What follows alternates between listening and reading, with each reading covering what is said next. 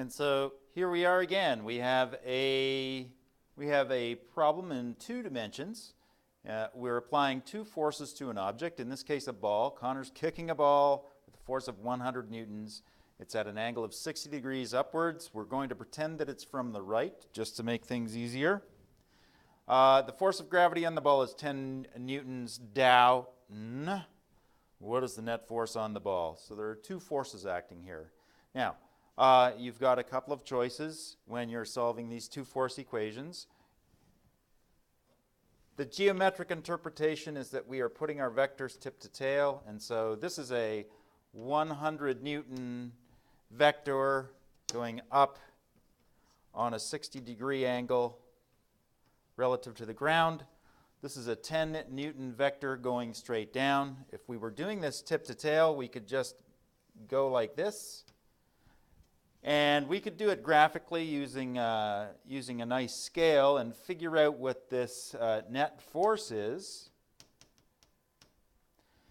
But that's actually a lot of work, and this is also like a cosine law problem that we've got going on here. And so let's just do this by components because that's the easy way to do it. Okay, so 60 degrees up from the horizontal. We have 2 vectors.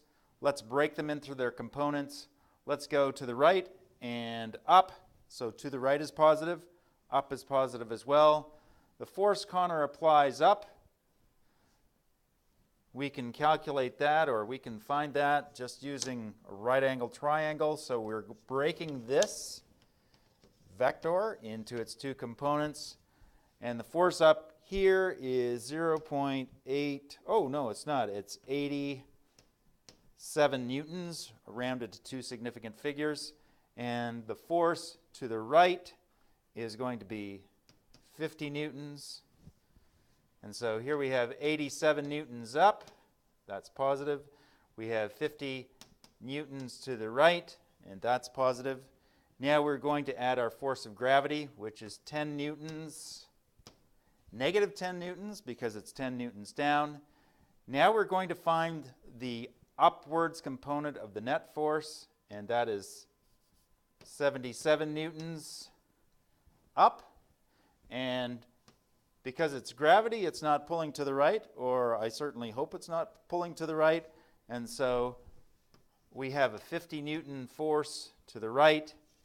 And if we were to sketch this out, basically we have another right angle triangle, so that's quite delightful.